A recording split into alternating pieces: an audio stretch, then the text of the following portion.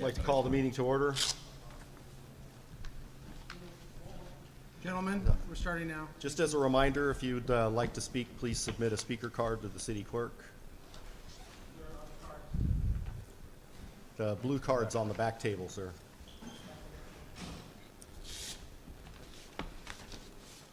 Roll call. Councilmember Plott. Here. Councilmember Rigby. Here. Councilmember Rush. Aye. Mayor Pro Tem Larimore. Here. Mayor Tessari. Aye. Here. Tonight's invocation will be presented by Pastor Sam Tanner of the Life Church, to be followed by the pledge led by Councilmember Rush.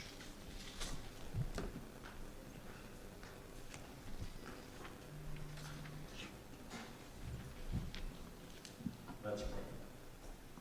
Our Heavenly Father, we are so thankful for what you have done in our city over these last many years. I thank you, Lord, that you helped us to have good leadership, to make wise decisions. And now as we look at our city, there's so many ways in which we're prospering, and we give you the glory and thanks for that. Father, I pray for tonight's meeting that you would continue to give our council members and those who are leading our city wisdom and your guidance as they make decisions for the future for all of us. I pray, Father, you would bless them as individuals, bless their families, and then bless them as a group, that they would, though they at times have differing ideas, that they would be led by unity and they would walk in agreement with one another and would be guided by your hand. I pray, Father, that you would again bless this meeting tonight as we continue to serve your interest on behalf of the people here of this city. In Jesus' name, amen. Amen. Thank you, Pastor Tanner. Councilman Rush. Will you please rise and join me in the salute to our flag?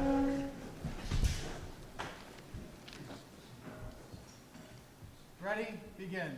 I pledge allegiance to the flag of the United States of America and to the republic for which it stands, one nation, under God, indivisible, with liberty and justice for all. Thank you, Councilman Rush.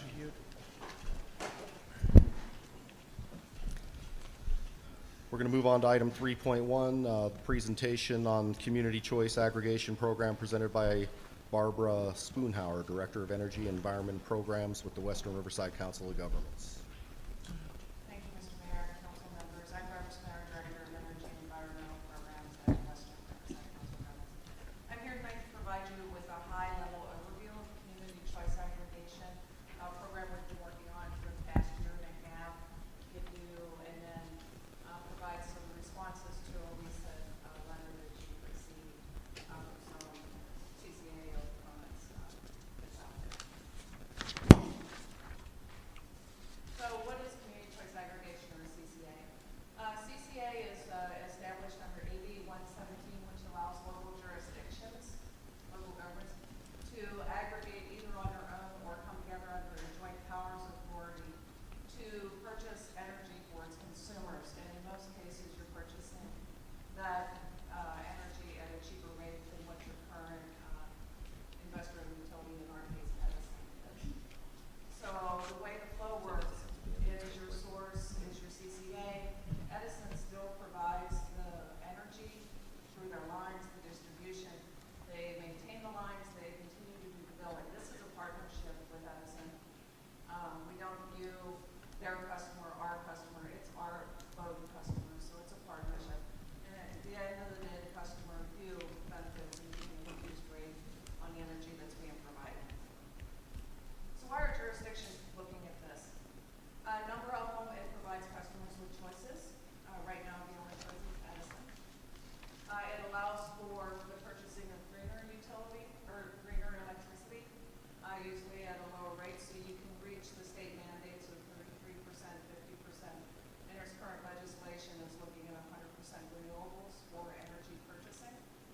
It does create a local control over the programs, your rates, your power supplies. So when rates are set, they're set at the in our case, it would be the JPA board.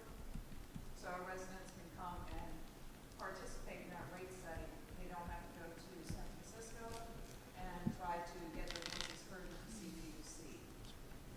It does create economic development opportunities because you're able to set your rates in a way to attract business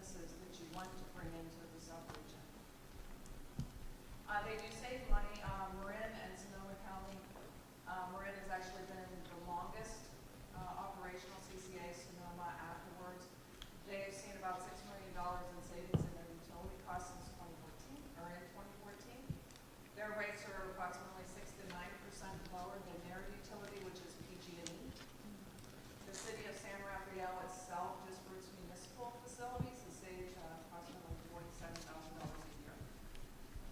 And again, Sonoma turned out to be net positive within 60 days, and they've been able to build up a $36 million reserve after 18 months of operations. CCAs are not new in California. We have 8 that are operational, the majority of those being in Northern California. In Southern California, we have the city of Lancaster, as well as the town of Apple Valley, and the city of San Jacinto in our subregion is getting ready to launch here in the next few months. We have 6 that are getting ready to launch. Again, the city of San Jacinto, Solana Beach in San Diego County, Alameda County, LA County, as well as Yolo County with the cities of Davis and Woodland, and then the Sierra Valley, which is Placer County. And then there's a bunch of counties exploring, doing feasibility studies, looking to see what that expected savings can be passed on to the residents.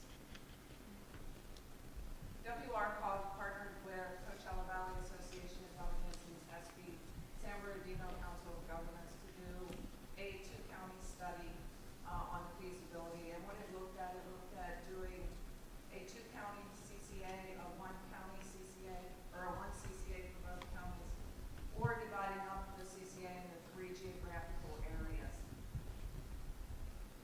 We looked at energy uses. We did a 20-year customer account forecast, combined savings, load analysis, startup costs. We looked at various governance structures, operational structures, the economic impacts, and greenhouse gas reductions.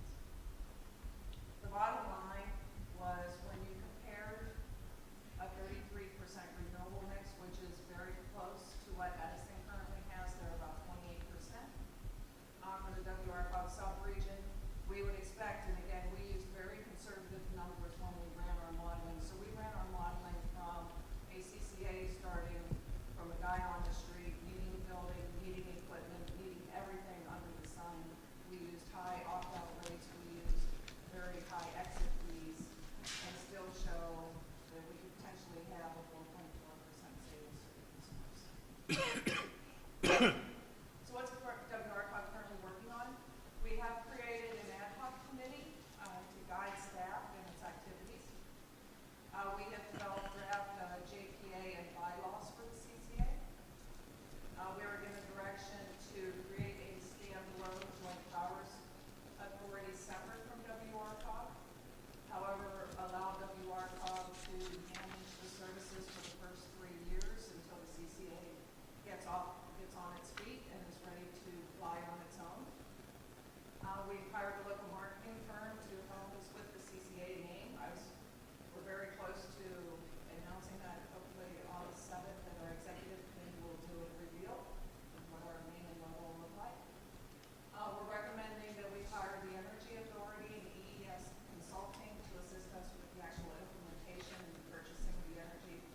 They have a lot of experience with the existing CCAs, so their expertise will help us make sure that we have a successful program. And we're meeting with the member jurisdictions to discuss and provide high-level overviews, city council presentations, study sessions, whatever a city needs so that it can continue to be educated and make the decision that's best for its city. Recently, you received a letter from some CCA opponents. Basically, this stated that our feasibility studies flawed. The exit fees for the power charge and difference adjustment of the PCIA is volatile and it's not taken into account in our study. The CCAs use the renewable energy credits or RECs as a low-cost method to keep prices low and to show a higher savings. And last but not least, the JPA document doesn't protect the member jurisdictions from the general fund.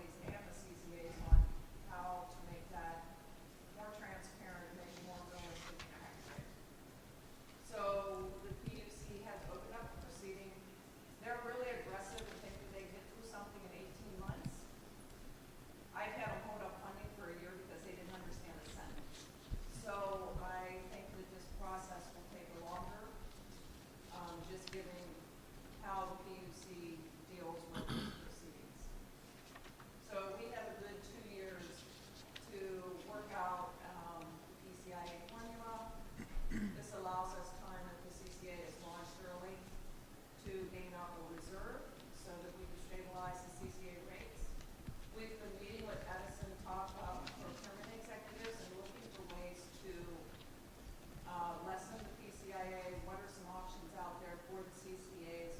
Can you buy out some of their contracts so that that number is less? Can you, provide funding? What can you do? So we are working very closely with Edison on that piece.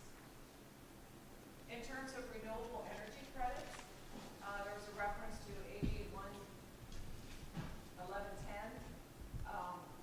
That talks about the Energy Commission requiring electricity retailers to disclose emissions.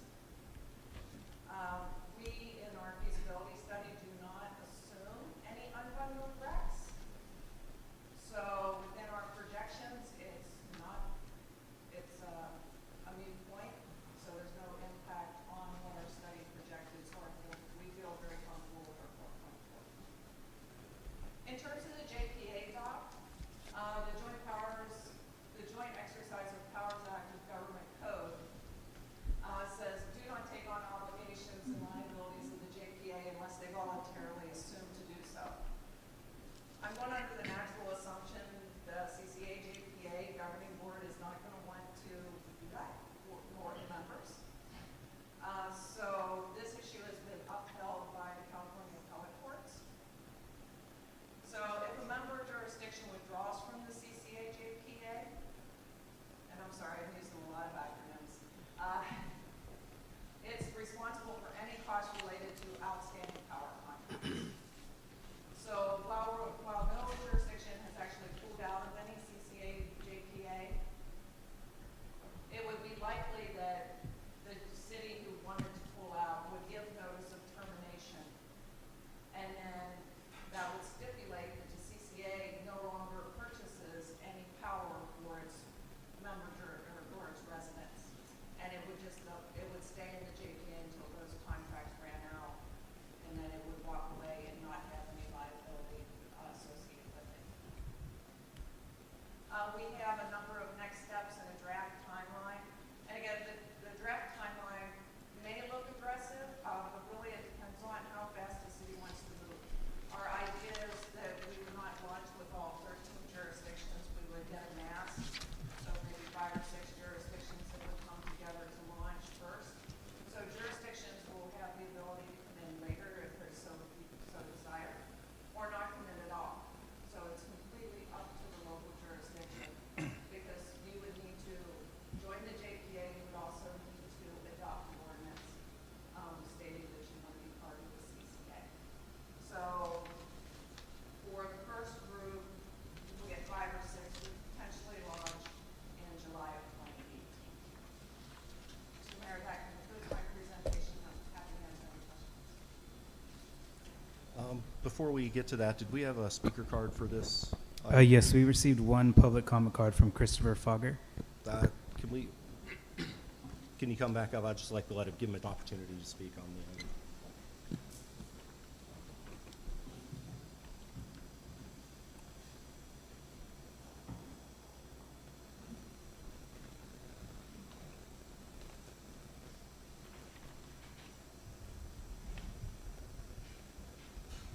Good evening, Council. I'm here to express my thoughts and opinions on CCA. While Southern California Edison has no competition, it is irrational to create another monopoly to compete against the existing one.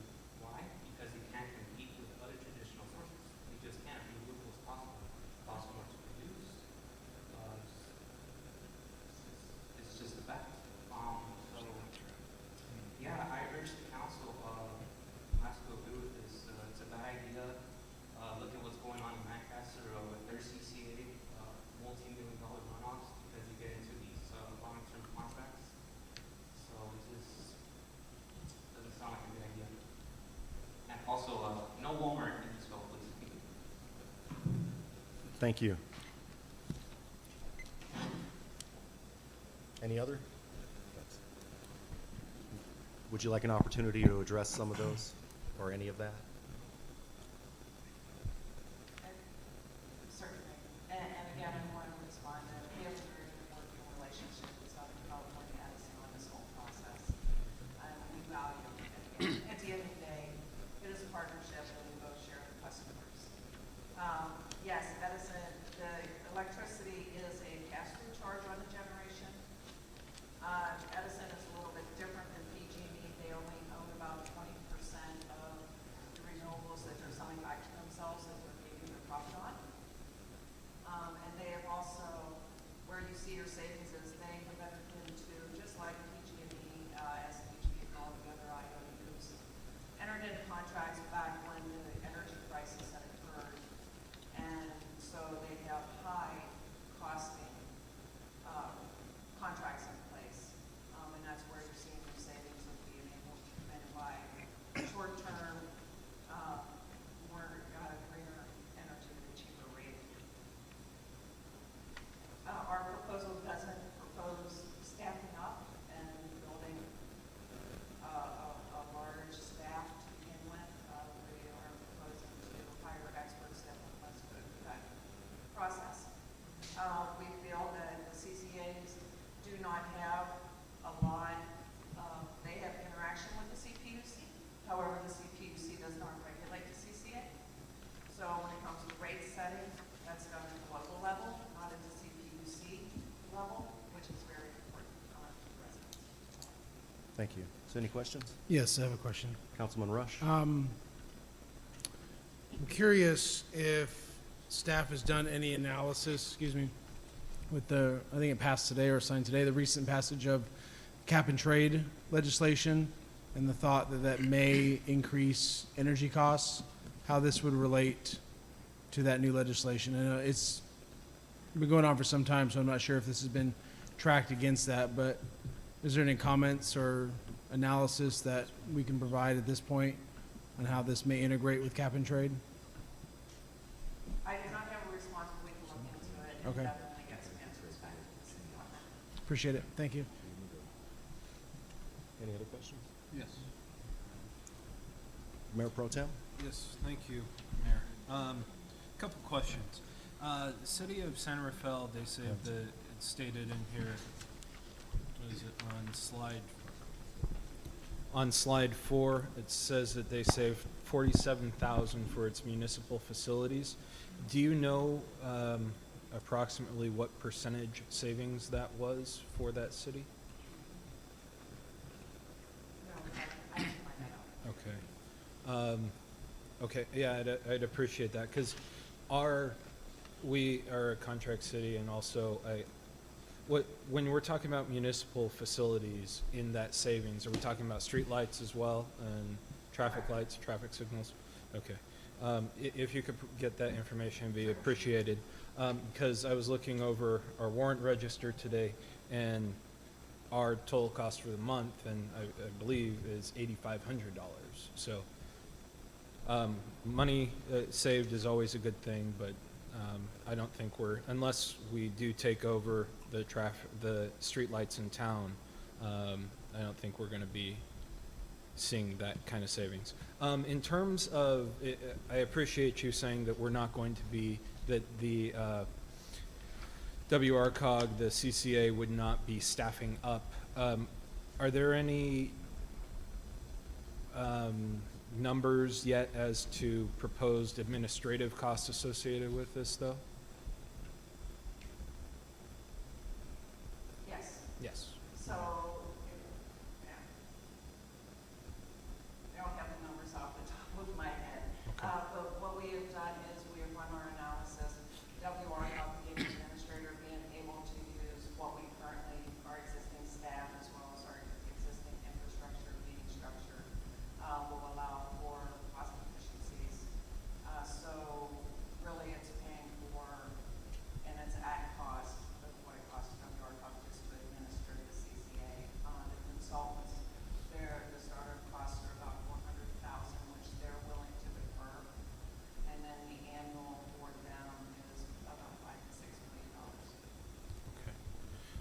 Well, I appreciate it. Thank you.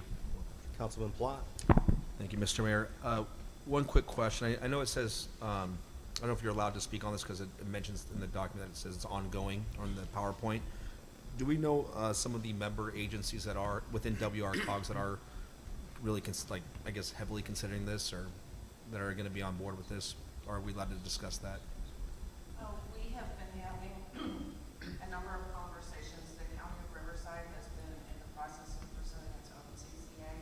However, they're now looking at potentially joining our CCA efforts as well as Coachella Valley's.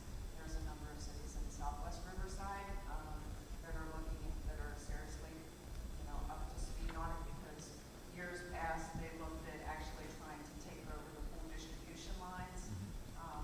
So they have a lot of interest there as well. Thank you.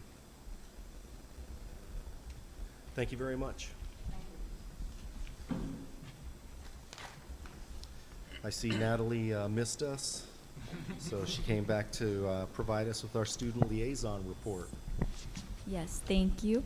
All right, so, and Oscar's in Boston right now, so that's why he asked me to take over for him for the week, but he'll be back next meeting. All right. So Ronald Reagan Elementary will be hosting their father-daughter dance at Scandia night on Thursday night, August 31st, from 5 p.m. to 8 p.m. And it will be costing $15 per person. Also, Claire Barton Elementary School is currently on summer break, but also very excited to have Dr. Manny Gonzalez aboard as the new principal. Harada Elementary is ready to come back. B-Track will be coming back on August 9th, and the B-Track Parent Information Night will be on August 10th at 5:30 p.m. Also, Rosa Parks has had a great start, and they're looking forward for their first Coffee with the Principal on Wednesday, July 22nd, so today. And River Heights Intermediate School is currently on summer break, but they're coming closer to welcoming their incoming 7th graders at their web orientation on Thursday, August 3rd. And shortly after that, they will be hosting their back-to-school night on Monday, August 14th. There will also be a school-wide assembly sponsored by their science department on Monday, August 21st, where they'll be watching the solar eclipse. Augustine Ramirez Intermediate School is currently on summer break as well, and currently their offices are closed due to summer cleaning and remodeling. And the past year, some teachers had to share a room, but after their new classrooms being added to their campus, that will no longer be an issue. The offices have reopened on July 20th, and teachers will return in August. August 2nd will also be the family orientation, and they will receive phone calls and text messages to make sure that they don't forget. Eleanor Roosevelt leadership students are continuing to work on assisting as much as possible on student registration, which took place this week. And today was the sophomore registration, and then next there's freshman registration along with orientation. And next week will be makeup registration for students who couldn't attend this week. And that's all currently. Any questions? Thank you, Natalie. No problem. Thank you. All right, with that, we will move on to the public comments. And if you have not already turned in a speaker card and you intend to speak during the public comments, please submit one. Just be reminded that if you're speaking on an item that is not appearing on the agenda, we will not be able to address it at this time or take action. We'll only take action on items that are being addressed that are actually on the agenda. If you have anything good or bad to say, please direct it at us and not staff. Are there any speaker cards? Yes, our first public comment card was received from Ike Bootsma.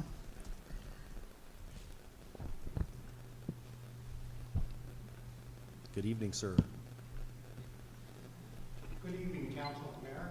My request is, in the last couple of weeks, I've got several calls about the smell of the sewage plant, retrofitting and expansion.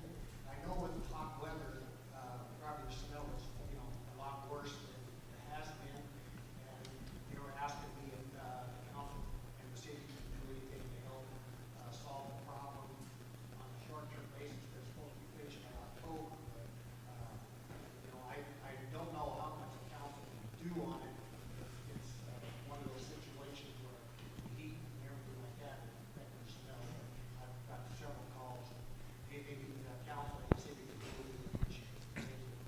Thank you, sir. I think JCSD is the more appropriate entity to address that, but we'll make sure it gets passed on to Todd Corbin. May I comment? Oh, yes, Councilman Plott. Yeah, we just had a meeting. We addressed this last week at the Eastvale Parks Commission meeting, and same concern. I've had a few residents emailed several of the council members, and we addressed it. I think even Mayor Pro Tem addressed it on a separate occasion to Todd Corbin over there, just to see, with action. So they're very much aware of it and to try to fix the issues. I know what the heat is. Yeah, the heats and the little winds in the afternoon, it picks up. So, but they do have a completion date, like you had mentioned, Ike, in October. Any others? Yes, sir. Second comment card was received from Ray Hernandez. Mr. Hernandez, welcome.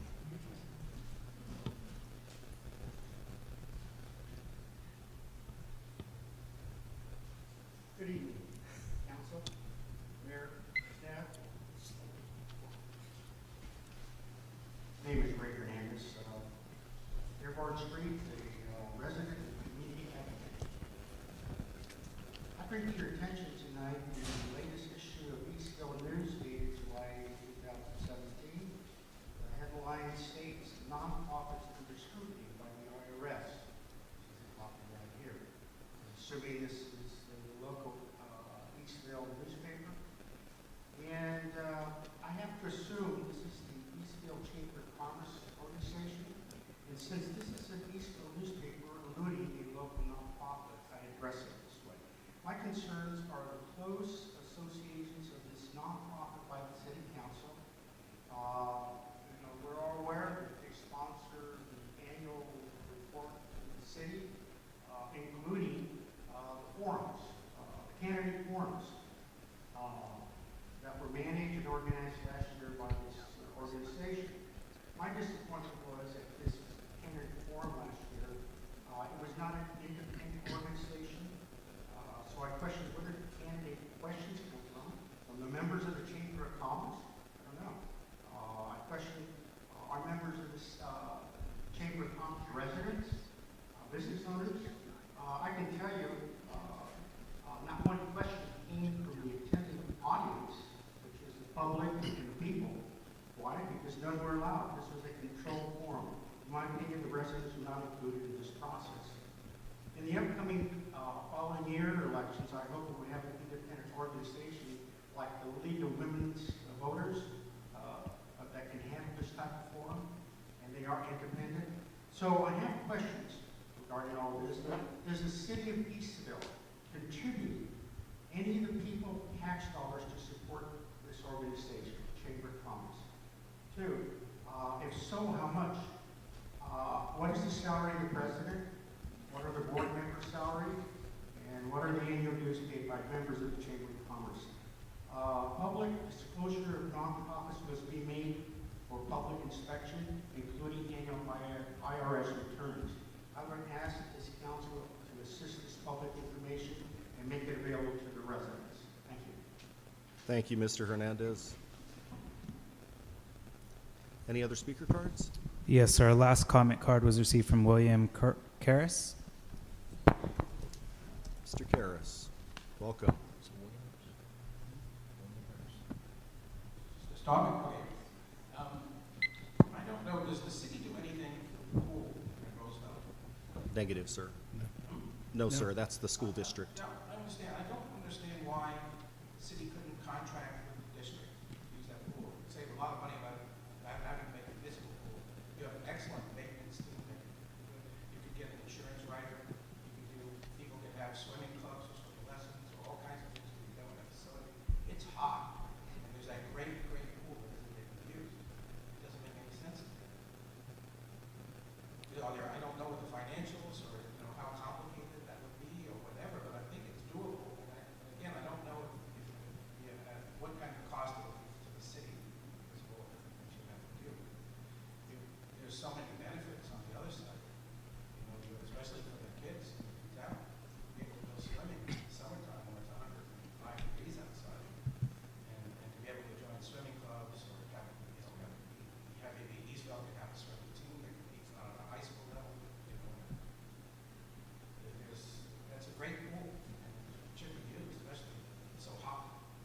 don't disagree with you at all. I think my understanding is from the school district, and we can check with them, is that the pool is 100% encumbered, Yeah. meaning it's full from their perspective. I don't know if that's right or wrong. Well, I was there 2 weeks ago, and the parking lot was packed because there was a water polo tournament. Again, I'm just relaying. So they're doing a lot of events, it's just not for the city. I'm just relaying what. Yeah, it's school events. I'm just relaying what the school district has told me. What I would suggest that perhaps what they could do is that, you know, since I don't get communications from the school district, but I do get from the city, is that maybe they could, you guys could inform me of what's going on, you know, through the school district, that become part of public knowledge. So if there are polo tournaments and this and that, that the general public would have access. I know what's going on in all the parks, tell me about events, so that would be a good thing. Yeah, I believe there's a calendar on the Roosevelt High School website that lists what's going on, different events throughout. I had kids in Roosevelt, I don't have them anymore, but I did. I mean, I don't need the pool, I'm Right. 24-hour fitness, I go to the pool Right. 24 hours a day. Yeah, and I live, I feel bad for kids that walking around at 105 degrees, and there's this beautiful pool. So, you're, my other comment was about Walmart, I'm totally against it, I think Walmart's done more damage to this country than 9/11. I could talk to you for an hour straight, and 50% of what I have to say is irrefutable, and the other 50% I'd win in a debate, hands down, about all the things they've done to harm the country, to harm the world, all the immoral things they do.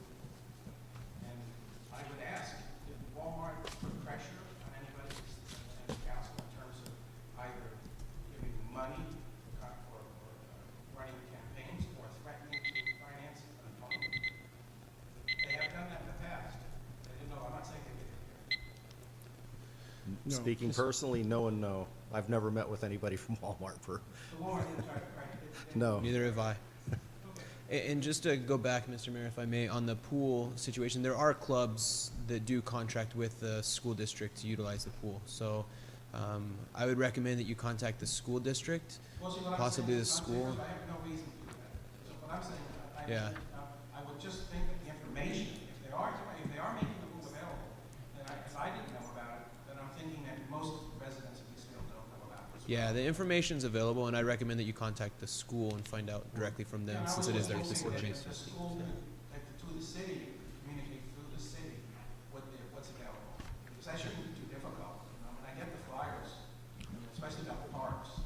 Yeah, we So communicate, I know it's available in all the parks, but I know it's available at the swimming. I should be able to not have to go to a website and look that up. I should be, if I'm getting mail this other stuff, I meet periodically with school board members, and I'll be sure to bring it up with them and see what they can do. And again, not for me, it just, it's better for this, a kid who goes swimming better off than he's not, breaking into somebody's garage, All right. for instance. Thank you, sir. Okay, Appreciate thank it. you. Any other speaker cards? That concludes. All right. We're going to go ahead and move on to the consent calendar. Has anybody asked to pull anything, any items? No, we have not. I would like to pull item 6.9. No, I'm sorry. 1 second. Actually, I'd like to pull 6.7, please, for further discussion. And Mr. Mayor, I need to register an abstention on items 6.3 and 6.8 due to a potential conflict of interest. All right. So should we bifurcate that? Yes. Okay. And I'm sorry, it was 6.8 and what? 6.3 and 6.8 for myself, please. 6.3 and 6.8. And we're pulling 6.7. Mr. Mayor, you can make a motion. Actually, the one that was already pulled by Councilmember Rigby, you can entertain right now. Or all the rest, or you can take a motion on all the rest and approve of those and then take the other one separately. Yeah, that's what I'd like to do, is actually go 1, 2, 4, 5, 6, 8, 9, 10. So Right. I'll entertain a motion. We got a motion. Second. Councilmember Plott, Yes. Councilmember Rigby, Aye. Councilmember Rush, Aye, with the exception of 6.3 and 6.8. Mayor Pro Tem Lorimore, Aye. Mayor Tessari. Aye. Motion passes 5-0. All right, can we do 6.3 and 6.8? I'll entertain a motion. I'll move to approve 6.3 and 6.8. So moved on those two items. Councilmember Plott, Yes. Councilmember Rigby, Aye. Councilmember Rush should be noted as an abstention. Mayor Pro Tem Larimore. Aye. Mayor Tesari. Aye. Motion passes 4-0. All right, let's move to 6-7, please. I just wanted to ask a quick question. I know that one of the items, one of the updates was the streetlight at 65th and Sumner, and just wanted to kind of get an update on that as our original completion date was May. So, Mr. Bradshaw, please. Yeah, members of the city council. The good news is they're going to start standing traffic signal poles tomorrow morning. So, as we expected, it took about 16 weeks for the traffic signal poles to actually arrive. What happens is they're submitted, shop drawings have to be prepared, then the shop drawings are approved, and then they're produced. And right around the middle of 5/16, we received the traffic signal poles. The dilemma was the controller cabinet and the controller we didn't receive until 6/26, just recently. Then it goes in for 10 days of testing at our traffic signal maintenance, who we have this traffic signal maintenance contract with. Then it took a couple of weeks for them to reschedule. So the delays, the critical path was the controller cabinet and the controller. And that's where the delays came in. And do we have a tentative completion date on that right now? It'll take about 2 weeks. It'll happen very quickly. Okay, great, thank you. Sure. Any other comments on that? Move approval. Second. Councilmember Plott, Yes. Councilmember Rigby, Aye. Councilmember Rush, Aye. Mayor Pro Tem Larimore. Aye. Mayor Tesari. Aye. Motion passes 5-0. All right. We'll move on to public hearings. First item is going to be 7.1, project number PLN 17-20018. It's extension of time for tentative track map number 35751. Mr. Norris. Mr. Mayor, thank you very much. So, Mayor and Council, I'll give you a brief presentation on this and be happy to answer any questions. Actually, if there are any difficult questions, to my left is Kanika Kith, and I'll be referring all of those over to her.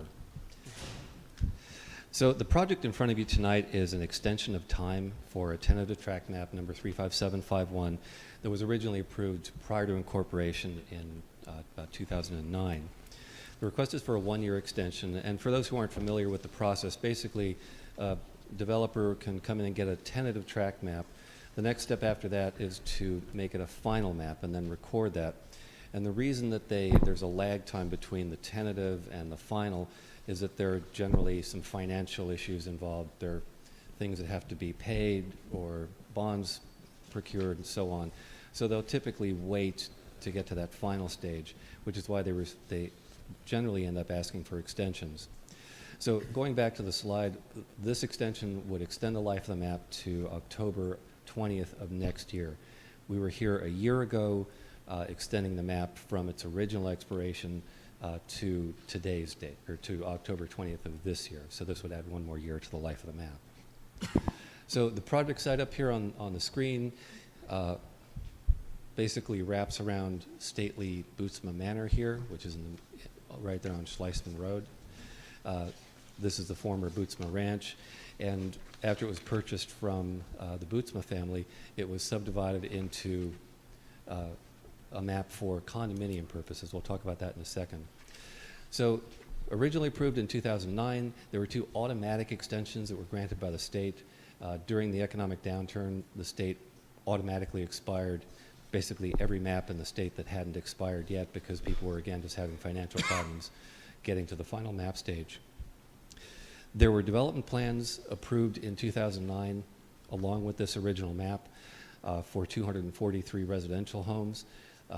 That approval has expired, so what they're left with now is simply the subdivision map.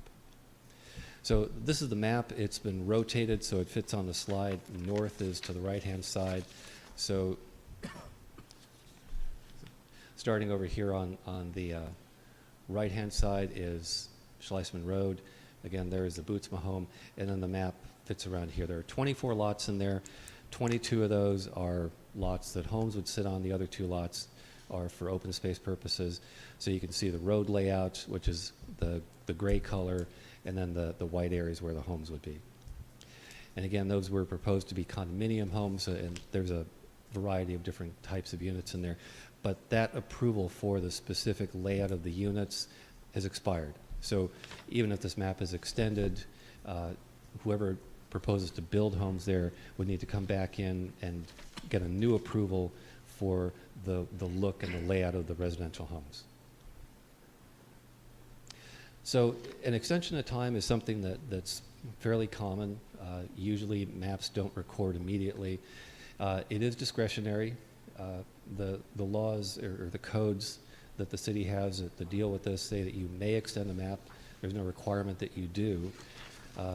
If the extension is not approved, as I think I mentioned, this map will expire in October of this year. So that would then complete it. They do have more extensions that they can apply for. After this one, if this one is approved, there are several more extensions that they can apply for. Each of those, just like this one, will be discretionary, and you can decide whether or not to extend the life of the map. We did send public notice out, as we always do on these projects. All the property owners within 600 feet of the site received a mailed notice. We did receive one letter in response to that, and that's in your package tonight. So staff recommends that the council approve the one-year extension, subject to conditions of approval.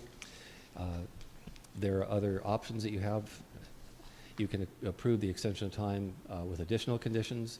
You can continue tonight's hearing if you don't feel you have enough information. You can ask us to work with the applicant, bring back more information, or you can deny the requested extension of time.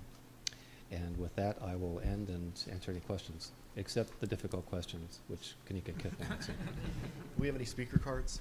We have none. Okay. Any questions? Councilman Rush.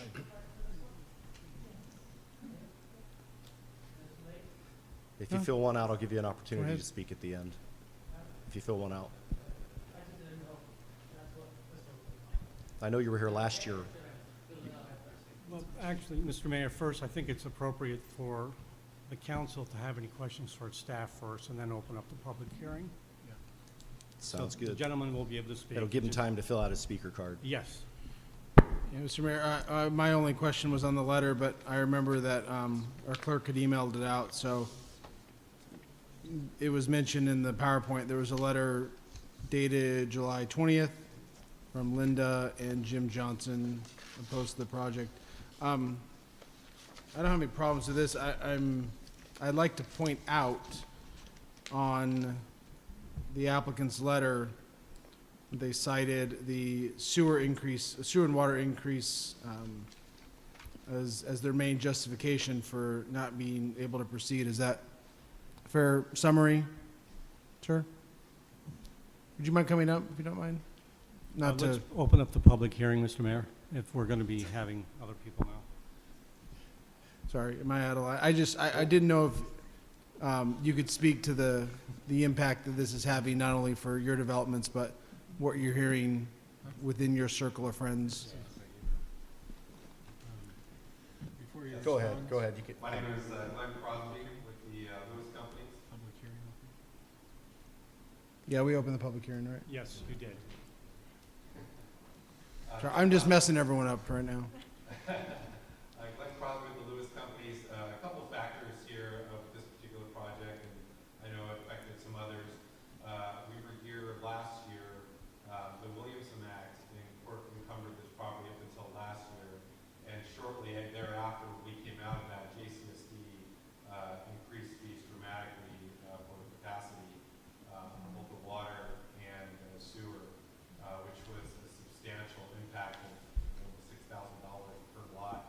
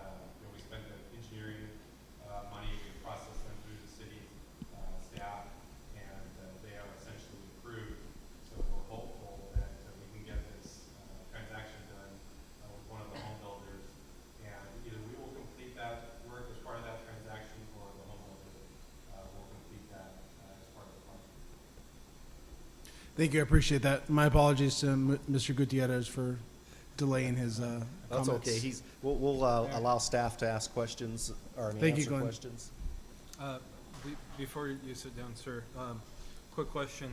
So I understand that you're hopeful, as are we would like to see things move forward, or I would anyway. Is there a timeline associated with a possible agreement being made over there? And working with our disposition guys, I mean, looks like we're in like a 3 to 4 month range in terms of getting a transaction together. So they expect it will be completely consummated by the end of the year, but to actually have a transaction consummated, like I said, however, in 3 or 4 months, they expect it will have a deal signed and ready to go. So I think a couple of them have actually been doing some due diligence with the city and looking at timeframes.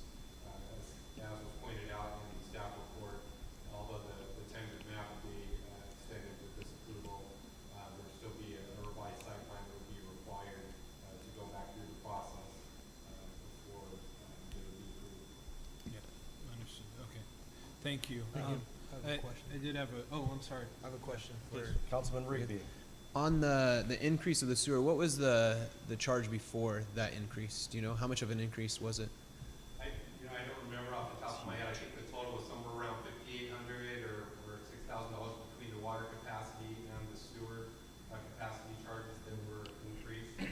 So it was substantial. A number of builders were in position based on their entitlements and permit status to actually get their permits and accelerate that in advance of that fee. And unfortunately, we were not anywhere near that stage of the project in order to accelerate the issuance of permits in order to beat that increase. So there was a pretty significant surge, as I recall, from the builder industry to accelerate some permits and get things through the city in order to beat that increase.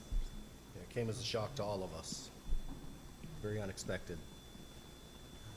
Any other questions for the gentleman before we move on to Eric? Anybody have questions for Eric? Nope. Or any of the staff? Just a question. Mayor Yeah. Pro Tem Larimore. Thank you, sir. Curiosity, within 600 feet, how many residents approximately was it mailed to? Sorry. Didn't we?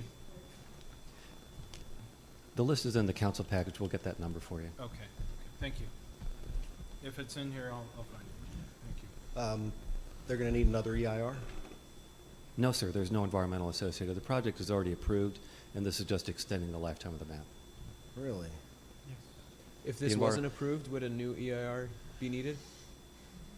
Well, given that they already went through the environmental process when they were approved by the county, we would probably tier off of that document to make sure the information was correct, but they would not have to restart at zero because it's already been done.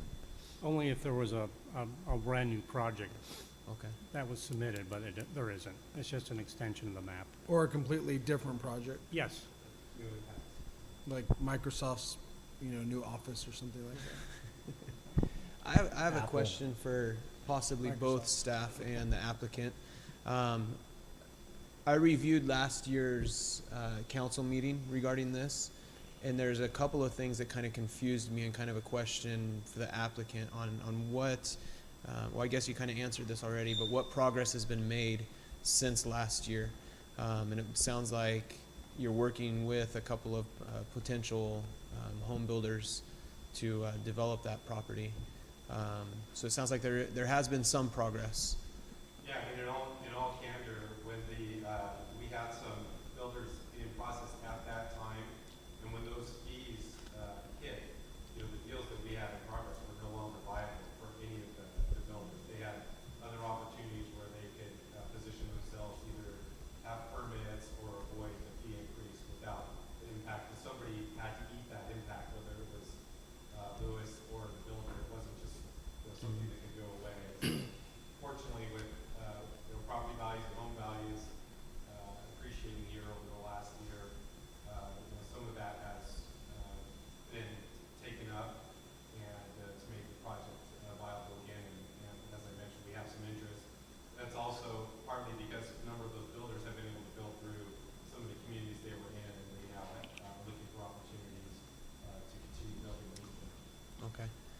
The second part of my question on that is going back to that city council meeting last year, and this is kind of more, I guess, for Eric and kind of goes to the applicant too. But the area I'm confused is after listening to the audio multiple times, and I don't mean to put you on the spot, Eric, but you shared in that council meeting that it says that they have ran out of extensions they have been granted to date. They have one more available to them, which is what they're asking for now, meaning last year.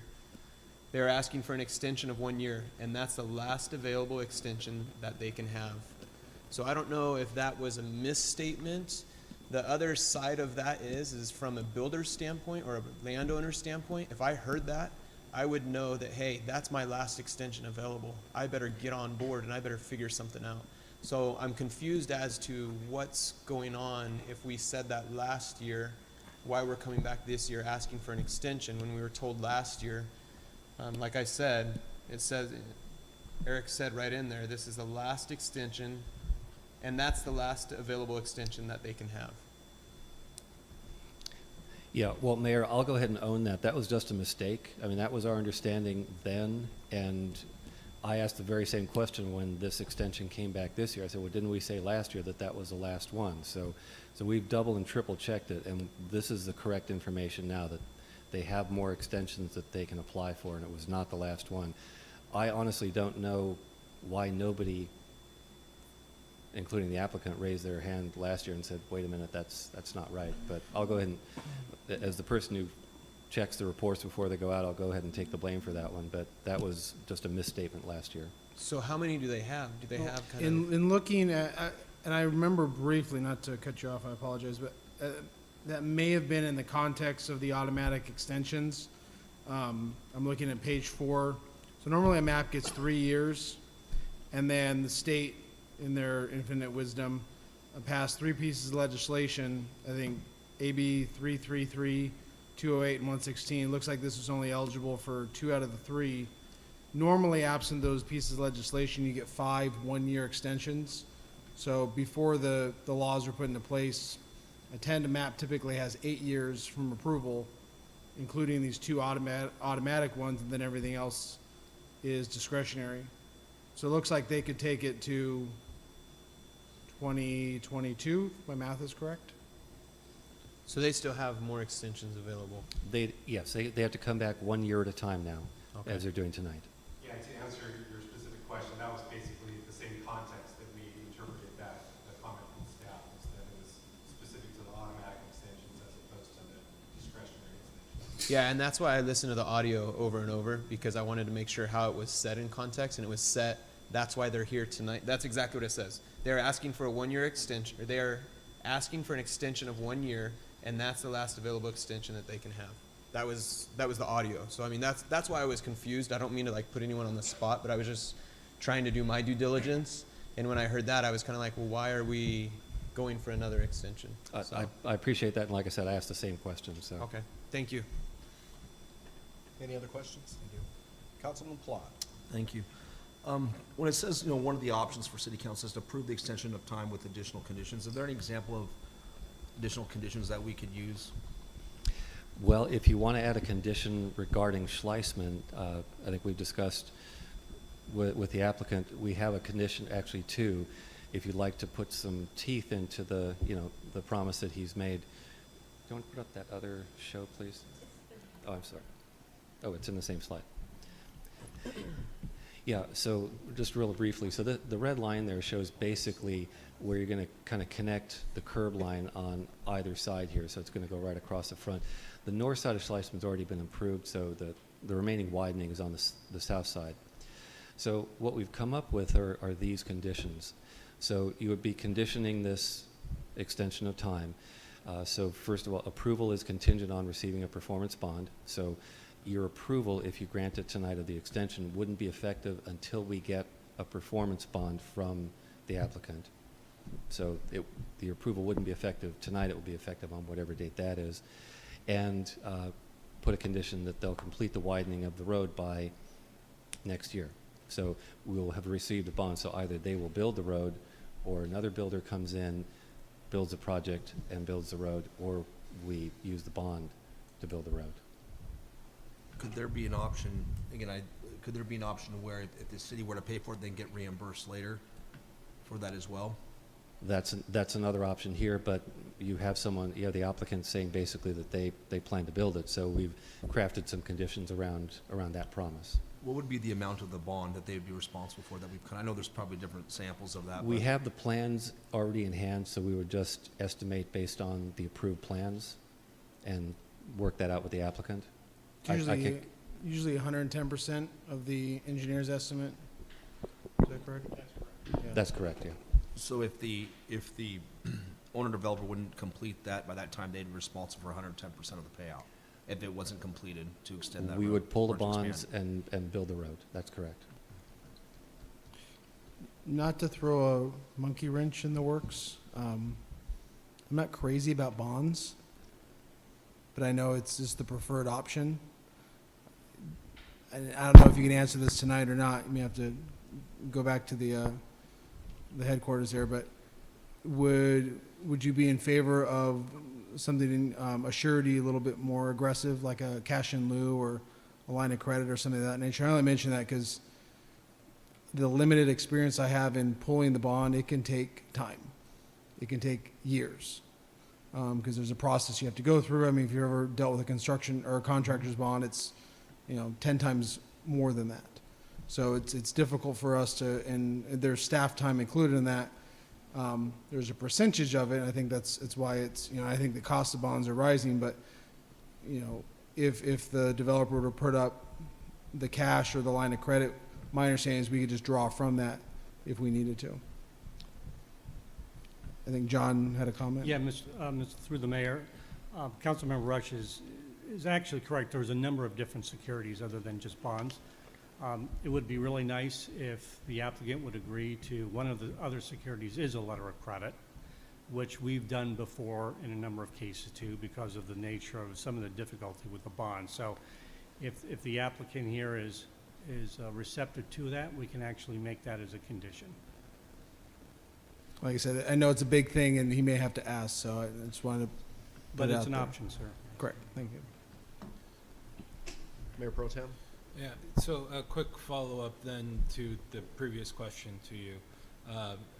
Are you confident that somebody's going to be moving forward with this? Would you be comfortable with one of these options, agreeing to that? We're pretty confident somebody's going to move forward, but, you still have the hook in the second item here, so our map would not be approved. If we sat on our hands over the next year and didn't do anything, our map would get denied. If we tried to come back next year at this time, we would not receive approval just based on these two conditions you have up here. Our options are to post the bond and have the work done by October 20th, 2018. So you have the teeth right there. It's not a matter of the bond. You would not approve our map for another extension if that work wasn't done. So I think that's pretty clear. I don't think it's as much as that. I think it's something we're looking at from the standpoint of taking care of our residents. They aren't looking at whether or not the project gets. Our main concern with the residents is the street. It's not the project. It's the road. So it's not a matter of the project not getting approved or the map not getting approved next year.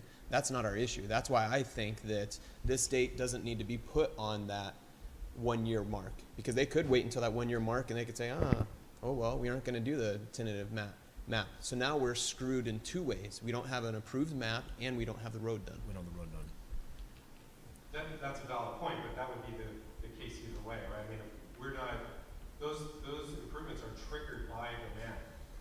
They're not just, we're not just going out there to improve the street. We were conditioned to improve the street based on the entitlements that we received for that map. So we're not under any obligation to improve the street just by owning the property any more than anybody else who just owns a piece of property who hasn't changed anything on that property. So this condition for Schleisman, it runs with our map. So if the map were to go away, there's no obligation that would remain in any way for Lewis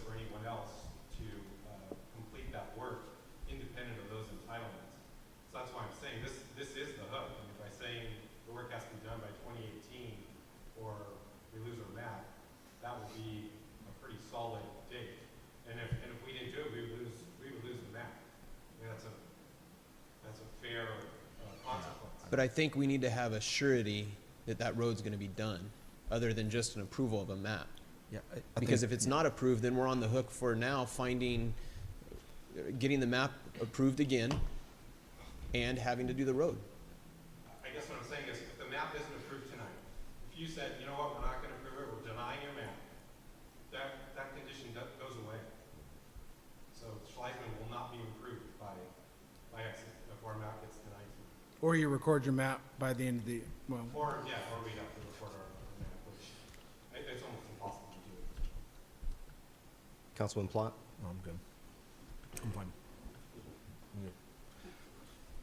Any other questions? Thank you, sir. Let's move on to Mr. Gutierrez. The floor is yours.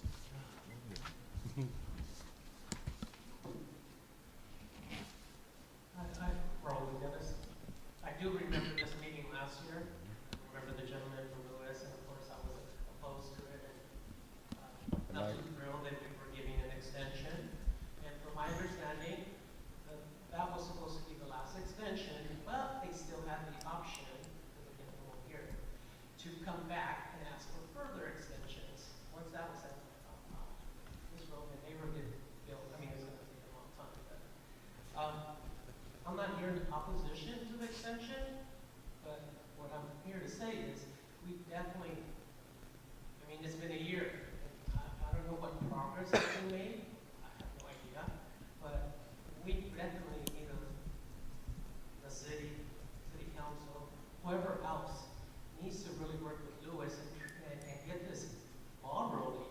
I mean, it's been years just sitting there, and we really need that road. Like I said last year, we really need that road built. It's a main entrance, and it just really needs to be built. I think last time I said, why don't we have Lewis build it? When they pass it on, if they sell the land or they attach it to whatever costs and have them do it. It sounds easy and I don't know, make it be done. And at least I'm glad to see something like this. There's a contingency, but gosh, I'm thinking cross your T's, dot your I's. Are there any loopholes? Because if it goes beyond October 2018 and we approve this extension and it goes beyond that date, gosh, that's a long time to be waiting for that road to be built. We're talking about a year, couple months. And I was already upset that it wasn't worked on last year. So anyway, that's my comment. By the way, I didn't know we're going to be discussing this. I just happened to say, you know what, I'm going to stop by. thank you for stopping by. All right, any more speaker cards? We'll close the public comment, and Councilman Plott? Yeah. If there is there just a better opportunity just to have the city pay for it and then just get reimbursed later when it eventually does get developed? It seems like that might be a better option and just take the head on it and just get it done, right? If what Glenn is saying is accurate, I mean, there's not really much teeth to it. If we put some type of financial obligation on it, then I'd rather just almost have the city be obligated for it and then get reimbursed later.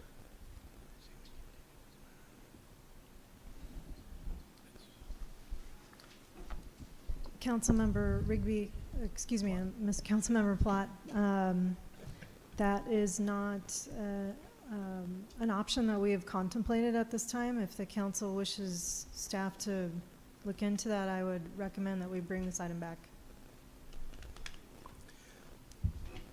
Or continue it. If we were to utilize one of the options that we've already discussed, and the project, and the road wasn't done when they come back for their next extension, it's all done. They lose the project, right? Well, They haven't met the yeah. condition. Well, if you have this condition up here, you could Right. either use that condition to invoke getting those funds and building the road, or you could simply come back and when they would have to come back for another extension. Right. And you could simply deny that extension. You would have Which that. means they would have to go come up with a whole new plan or re-present the same plan and go Yes. through jump through all the hoops all over again, a new They could either EIR, bring- everything, yes. which means massive amounts of money and time. So I think the incentive exists for them to complete or live up to the conditions before they would come back for another extension, should they even come back for another extension. So I don't think it's necessary for the money to be coming out of the city budget. I think I would prefer one of the other avenues, whether it's a bond or simply applying that condition. I think that's sufficient in my opinion. I would agree with that, Mr. Mayor, that we make that a condition of approval for this, that they put up a bond, letter of credit, or the cash, or whatever it's gotta be, with the condition that the road has to be completed by that date. It's one of those give and take kind of things that we have to do. We have to, the city, if we're willing to approve and extend this, then we need Lewis to kind of help out and in that relationship too. Because if we just approve it with no conditions, then it's kind of, we're just giving them another free pass for another year. Councilman Plott. Yeah, I agree with Councilman Rigby. My first option was just trying to exercise another option, but kind of what Mr. Crosby was saying is if it doesn't necessarily matter, why put it on there? But again, I think that we need to have some type, this has to be a give and take. Because if we just give another extension, we're doing no different than what we did last year, and we come to the next year with the same aspect, right? There needs to be some type of progress, and willing to ensure progress, there has to be some type of financial obligation on the developer's end. Anybody else? I wanted to clarify stuff. Mayor Pro Tem Larimore? Yeah, to clarify, I'm looking over the conditions of approval in attachment 1B. Are these the recommendations? Are these the recommendations up here in the slide? Are they the same ones in the recommended conditions of approval? No, Mr. Mayor and Council, the ones on the screen are in addition to the conditions in the staff report. So staff would recommend, if you want to impose this would just be in addition to what's already in the staff report. And we could certainly insert words to the effect of a performance bond or other assurance to the satisfaction of the city, et cetera, et cetera. Any other council comments, recommendations, suggestions? Do we have a motion? I would motion to approve with the conditions in the staff report, as well as the conditions on the screen for the applicant to provide, as Eric, you said, a surety bond or other security. Yeah. For the cost of widening slash to the satisfaction of the city. So then we can actually work with the applicant and say, we rather have a letter of credit or something. The one thing I do want to just clarify, and Councilman Rush brought this up, is that, you know, the completion on 2018 wasn't so much the issue. The issue was that if we had to exercise the security, having a bond sometimes is a little more difficult to trigger that or get that to perform, where a letter of credit's a lot easier. That's what I think having that helps. And amending the condition, as you're saying, gives us that leverage as well. What Mr. Kavanaugh said. I would with the addition of the second bullet for the road to be completed by October 20th, 2018. Yeah, I would second that if you would accept a slight amendment. I'd like to say approval of this extension of time is contingent upon receiving a performance bond or other security measure acceptable to the city for the cost of widening Schleichman Road to the satisfaction of the city. Right, that's what I said. Okay. Is it? And for the record, the applicant's in agreement to that? Okay, they're nodding in the affirmative. I would second that with that amendment. Is it just 1 second? One thing, is it permissible to add maybe a time frame as far as when to get that bond? We know it's about a year out, but as far as to actually get the achievement of the bond, or whatever it may be. Well, again, the approval of the extension of time doesn't take place under this condition until we have that money in hand, that bond or whatever security that is. So it's contingent on them to work with us as quickly as possible to get that done, because at that time, the extension is approved, and not until. Got it. Right. Just a point of clarification.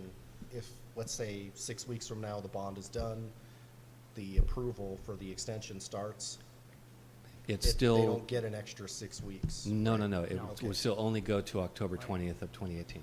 Sooner we get that security, the better for them. Copy. What is the typical time frame of getting that security, that you've seen, or?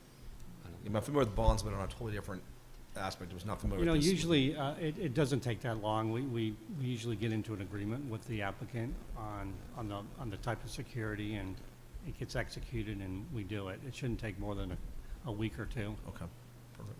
I think Thanks, it sir. shouldn't. Roll Absent call. anything complicated, which I don't see.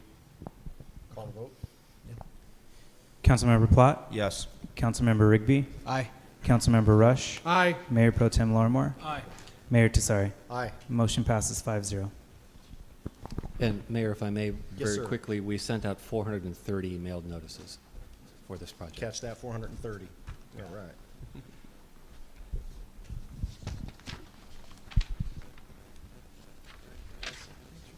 Wow. All right, we're going to move on to item 8.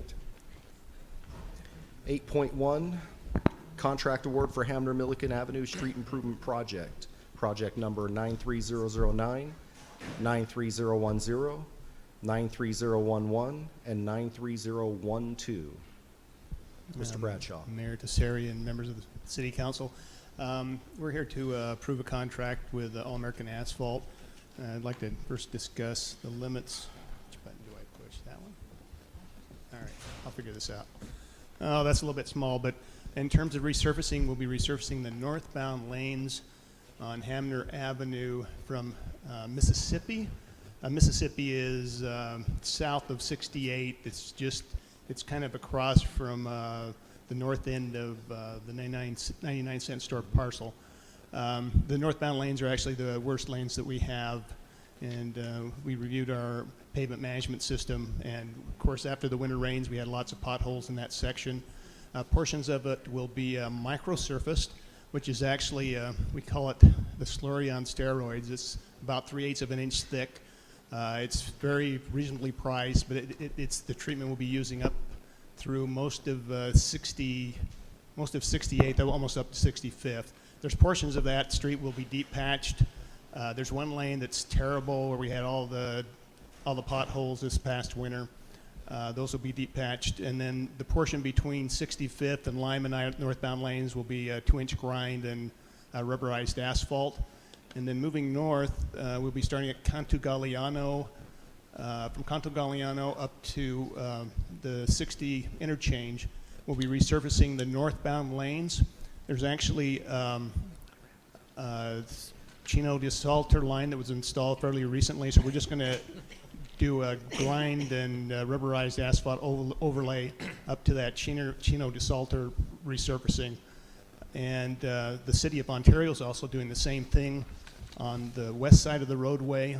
We actually attended the City of Ontario's pre-job meeting with All American Asphalt, who happened to be our low bidder, just the other day, and we will be coordinating with them to do all that work at the same time. The low bidder was All American Asphalt. They came in at $615,000 roughly. The high bidder was about $850,000. There were 4 bidders. Extremely competitive environment, but I believe since All American has their own batch plant in Corona and they're doing $5 million worth of work in Ontario, we got extremely favorable prices. This engineer's estimate was $882,000. We were actually about 30% under the engineer's estimate. Last month we came with the storm drain project and we're 30% over. But it just shows you how well we're doing with these engineers' estimates, unfortunately. The market's quite volatile, but we're in an extremely competitive environment, particularly with the City of Ontario's pricing. I believe that's the bid was $614,770. A 10% contingency brings up to $676,000. The funding source will be Measure A funds. There's actually about $1.2 million available in those accounts. So we got very favorable prices, and we're also, because we're this Chino de Salter line, we're taking advantage of newly resurfaced roadway. We're not going to redo that portion of the roadway in the northern part of the city. we were able to come in much lower than we had funds budgeted, which is good. It allows us to have funds for other projects. I'd be glad to answer any questions. Any questions? Councilman Rush. He always looks in my direction. I do have a bit of concern about the costs, and in no way do I want to spend more money, but either we need to look at how we're doing our estimates, or I wasn't able to look at, you know, their cost calculations. It is low. You know, there's 3 bids that are relatively within the same range. The average, though, is about 700,000. I'm just concerned with, you know, getting a low bid and then coming back in with change orders. And this is a very necessary project. All American Asphalt does great work in the city. I'm curious if we can, at this point, I'd like to recommend maybe we up the contingency to 15%. I think that's still within the range, if you feel it's necessary, just so we don't deal with, if we don't use it, we don't use it. I'm just concerned with how low the bid is relative to the engineer's estimate. Or maybe we need to take a look at the estimating methodology. Do we do that estimate in-house, or was that the contractor? We actually received that from the design engineer, it was Anderson Penna. We looked at the bids, and they seemed reasonable. We looked at the County of Riverside has their prices. We looked at those, and they're right in that same ballpark. Rubberized asphalt came in at $65 a ton. We've seen between $80 and $90 a ton. So I think at least a portion of it, at least with All American being so aggressive, was the big contract with the City of Ontario. But yeah, we are well below the engineer's estimate. Everything on site. Well, in that case, that was just my only concern. I did have a second question related to scheduling and interaction. This is just north of the Goodman Bircher Center. Have we worked out any potential conflicts with laydown areas or vehicles, or because I drive by there every day and it's still, you know, it's getting better, but there's still cones out and K-rails and stuff like that. Are they going to be dealing with the project management? Are we overseeing them? How's all that interaction going to work? Yeah, this is my chance to jump in and mention that we were meeting today that many of those K-rails are going to be removed from Canto Galiano down to Belgrave, so there will be 2 lanes southbound open. Okay. Should happen tonight, so that's going to improve circulation quite a bit. North of Canto Galiano, we'll be coordinating closely with the City of Ontario. When we have our pre-job meeting, the City of Ontario will also be attending, and with the same contractor, All American, and with the intent that that roadway will be done. You know, we'll do both projects concurrently. But we will, there's actually quite a bit of room as you go further north, particularly on the City of Ontario side, for any laydown areas or any equipment storage. Okay. There's a lot of vacant property. Are they required to prepare a traffic management plan as part of this? Yes, they are. Okay. No further questions, Mr. Mayor. Thank you. Mayor Pro Tem Larimore. Thank you. Quick clarification as to one of the statements of Councilmember Rush. The first question, were you suggesting that we increase it for this one here? Yes. Okay. And then I have a question for staff then on that note.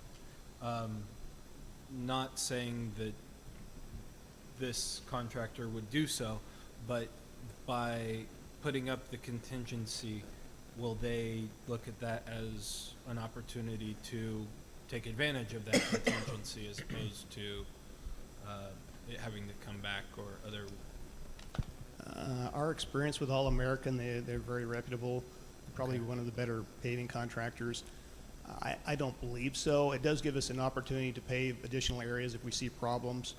But we believe our quantities are sound. We have to really watch the thickness of the asphalt, and you always have to do that.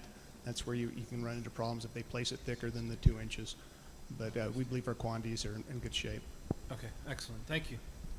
Yeah, just to, I know you already pointed it out, but they have that huge project going on in Ontario. So all their equipment is already there. Exactly. They're probably using the same pool of material. So there's, I mean, perfectly reasonable to me to believe that they were able to give us a much better deal because of that. And they're local. Their plant's local too. Right, they're in, Yeah. All-American has their own batch plant where other contractors don't. And, Yeah. and so All-American typically is one of these type of bids. But just to the point that was brought up about the 15% rather than 10, is that something that we can do? Is there any kind of regulations, because that's Measure A funding, that puts a cap on how much of a contingency? The public contract code allows you to increase the contingency, so you could do that. Thank you. Any other questions, comments? I'll entertain a motion. I would move approval with the amendment that we increase the contingency to 15%, which, if my math is right, is $92,215.50. I'll second that. Councilmember Plott? Yes. Councilmember Rigby? Aye. Councilmember Rush? Aye. Mayor Pro Tem Larmore? Aye. Mayor Tesari. Aye. Motion passes 5-0. Thank you. We'll move on to item 8.2, unclaimed money funds. Mr. Riley. Thank you, Mayor, members of the council. On May 25th of last year, the City Council approved the administrative policy for unclaimed money, authorizing the city on an annual basis to publish a list of monies unclaimed for a period of more than 3 years. This is in accordance with the California Government Code that gives the authority for how we should handle this unclaimed money. According to that code, funds which are not the property of the city of Eastville that remain unclaimed for this period of more than 3 years will become the city of Eastville if not claimed within 45 days after the city publishes a notice in the newspaper. And what we did last year and what we'll do this year is we will publish a notice. We have to do it for 2 consecutive weeks in the newspaper. We'll do that. I believe Stephen and I talked about it. It'd be like August the 7th that we'll publish that list. Also, what we did last year is we will keep that list on our website so that even after that 2-week period, it'll be on our website. Then after 45 days, the city, if the people can claim within that time period, last year I think we had about 4 or 5 people that provided claims. There's a form you have to fill out and all of that. We issued them a refund. After no more claims came in within that 45-day period, the city transferred that money over to our general fund. So last year, the amount was about $7,000 to $8,000 that went unclaimed that we transferred to general fund. I think people, the 4 or 5 claims that came in, they totaled about $1,500 or so that we actually refunded. In that time period, we were doing 2010 and 2011, so it was at the very beginning of the city. At this time, we're looking at funds for 2012, 2013, and so there's a much bigger number. It's a little over $29,000 that we'll be noticing. We have a list of those different, the names of the different individuals or companies that will be posted in there, and all of these relate to developer deposits that were where, you know, there was a project, it was done, it was closed, it was completed, and then there was no further follow-up at that time. And so we'll be publishing that, like I said, in August. About the middle of September, the 45 days will be up, and depending on what's left, that'll go into the general fund. So that concludes my report, and I'm available for any questions. Thank you. Any questions? Councilman Rush. This may be a parochial question, but if they're primarily developer deposits, wouldn't we have their address, contact information on file, and what's preventing us from just cutting them a check? That is something that we could do.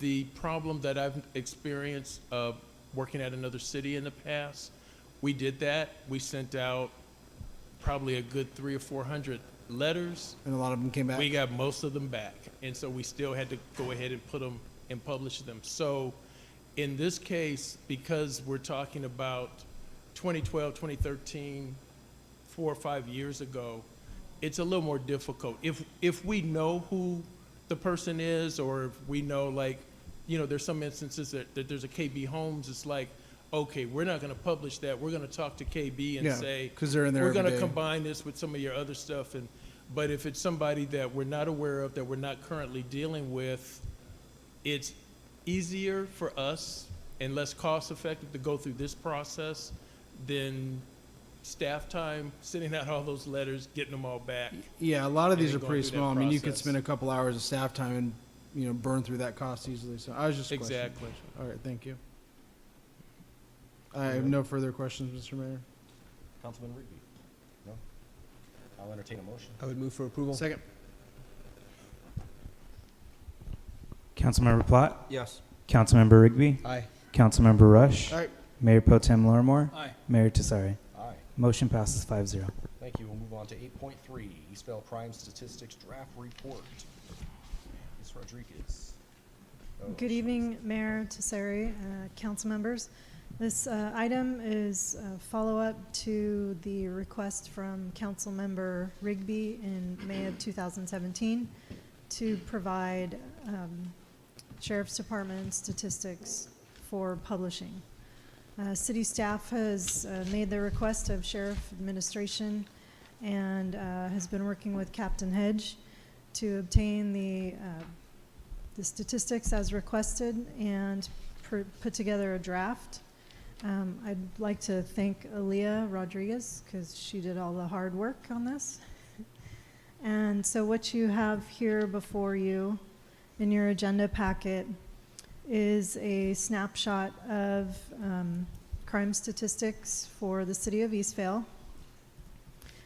This is something that we did seek some input from Councilmember Rigby on to make sure that we're following the path of what he had envisioned and intentioned. So what we have here this evening is something that, looking at it all together, is actually quite something that citizens and the council should be quite proud of. The FBI Part 1 crimes are at the top. That's the top table. That's what we're getting ranked on from safest city, things of that nature. That's why we've been in the top rankings for several years now. So no homicides, no rapes in 2017, no homicides for 3 years. Robbery has declined, aggravated assault has declined, arson has declined from numbers of last year. We did want to put this into context of population and total calls for service for the calendar year. This is not based on a fiscal year. Also like to point out that this data is always going to be trailing. We have to wait for the Sheriff's Department to close their calendar month and review the data before they can provide it to us. And so we do also have some disclosures on the bottom that all the data is preliminary, pending year-end verification by the California Department of Justice and the FBI. So these are raw statistics based on information currently in the records management system. Source of population is the state of California and the Department of Finance.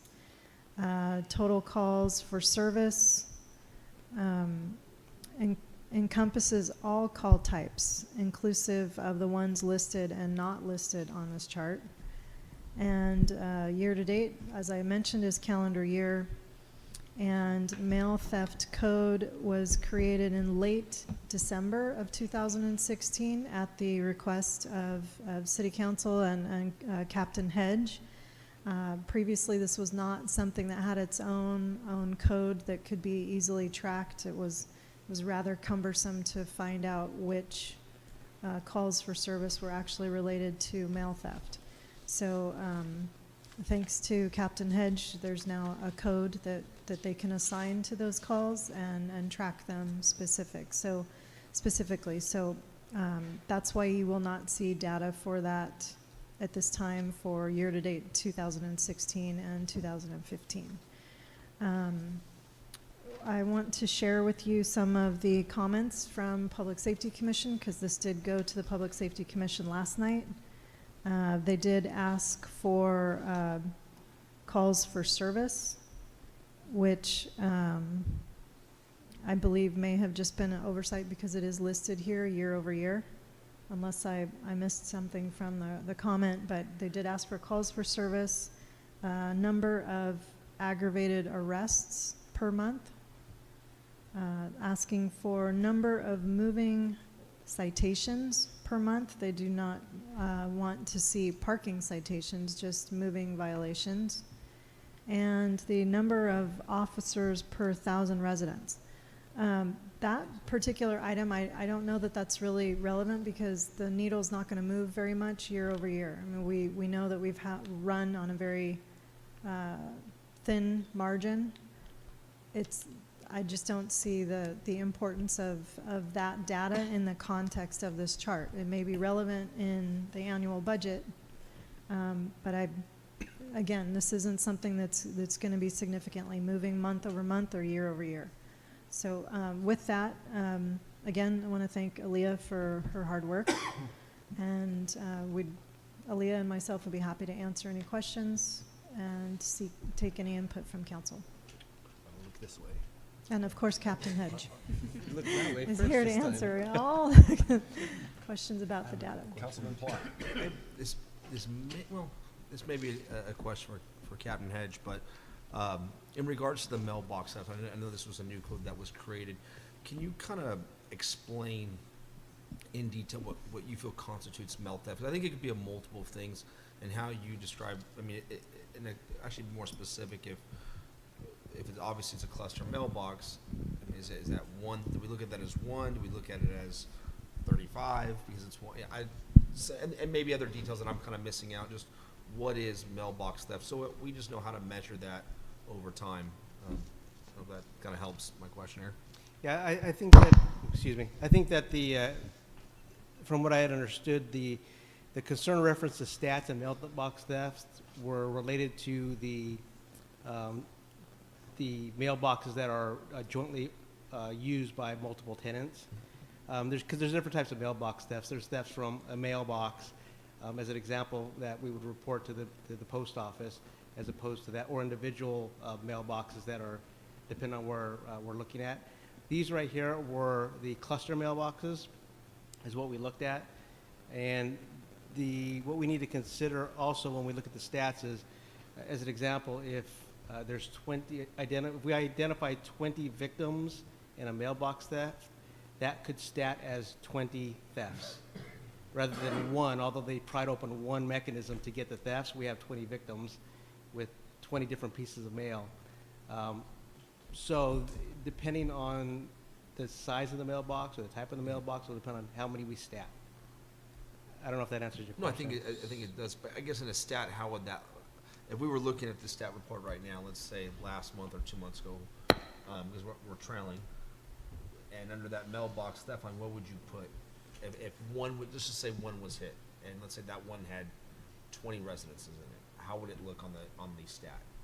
If it was written and they pulled 20 or 10 different file numbers, it would be 20 thefts. Okay. A follow-up to that, sorry to interrupt. So for instance, on our staff report under May 2017 mail theft, it says 24. Is that 24 total victims, or is that 24 different box locations throughout the city? That should be 24 different victims. Different victims. So it could have been one or two boxes throughout the whole city. If it was written correctly. Okay, thank you. Is it possible to identify like how many cluster boxes? Is that something? Can we just say one or two?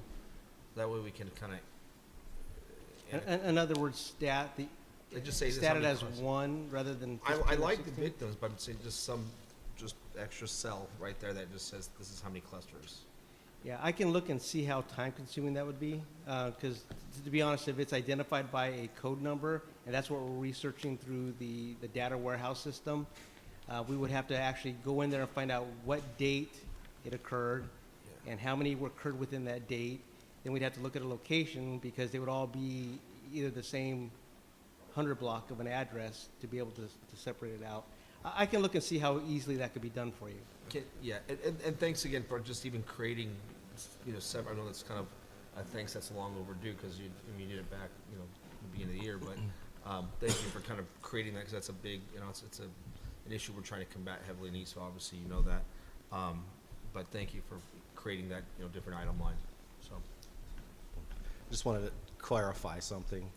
I'm sure everybody's going, there's some disparity there if you have this many boxes, or if you have just one box hit or two boxes hit, you could be over that number in number of people who utilize that box. But when you identify a victim, it's somebody who physically comes forward and says, I had my mail stolen. So even though somebody's utilizing that cluster box and it was broken into, everybody that utilizes it is not going to be necessarily listed as a victim. Correct, because they might not be a victim. Right. And So it you may also have depends if we might take an initial report, and depending if the deputy contacts the residents who belong to that box to determine, or if somebody gets home the next day, they might late report it. Right. And they might report it at a later date. So the actual numbers could fluctuate depending on that. Because I just know,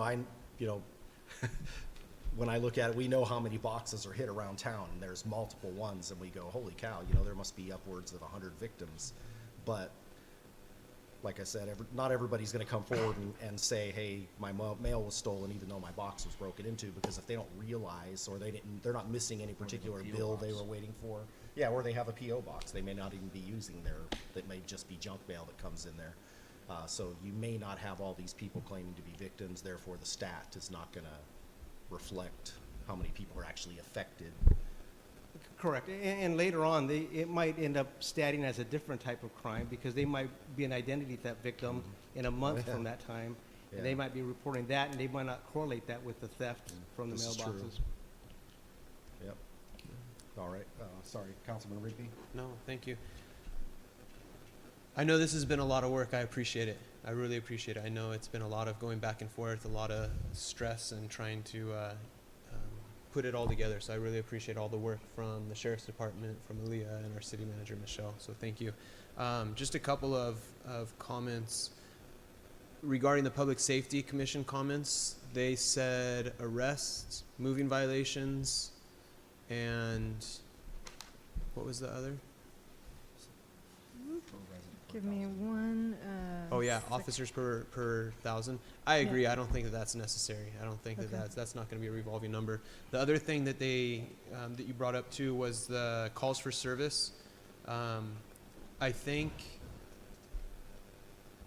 talking to one of the public safety commissioners, I think what they were referring to on that, and what I would like to possibly see, is if we can have it broken down by month also, as well as year to date, for the calls for service there.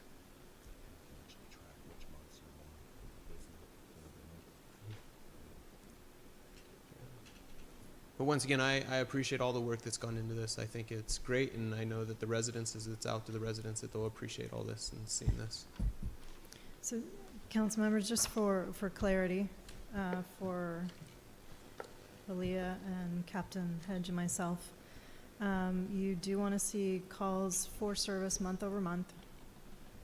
You want to see the number of arrests month over month, and the number of moving violations month over month. Correct. Sure.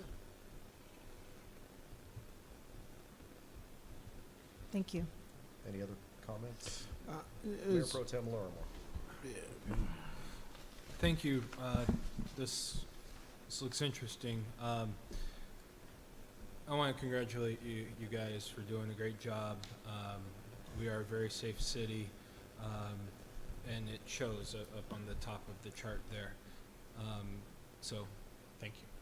I did want to clarify, when we're talking about burglary, larceny, theft, what are those things? What does that mean exactly? What are those classifications mean? Okay, burglary is entering a dwelling, I guess you say.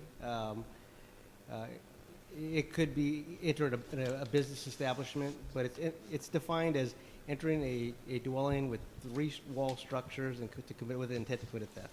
That's a burglary. And larceny theft is almost anything else related to theft from a piece of property or theft of items from a piece of property. That's more of a broader scale for larceny theft. Okay. And those are specific items that we're required to report to the FBI for UCR reporting. Okay, I notice here that there is a drastic difference in, well, I guess it's year to year here, but 2016 to 2017, just this year, we've had many more burglaries than all of 2016, and we're not finished. And I have, I can speculate as to why 47, Prop 4757, but as AB 109. But if you could, do you have any insight? Property crime is going up nationally, and Eastvale is actually one of the victims of the same that everybody else is dealing with right now. But yeah, I would attribute that to the changes in the laws and the reclassification of a lot of the crimes, and people are being released early. We're aware that property crimes are increasing, and when we have our bi-weekly meetings at the station with our special enforcement team deputies, that is a large part of our discussions on what we need to do to combat that and hopefully decrease those type of crimes. Okay. But we are looking at it. Well, that question doesn't take away from what you guys are doing. I think you're doing a great job.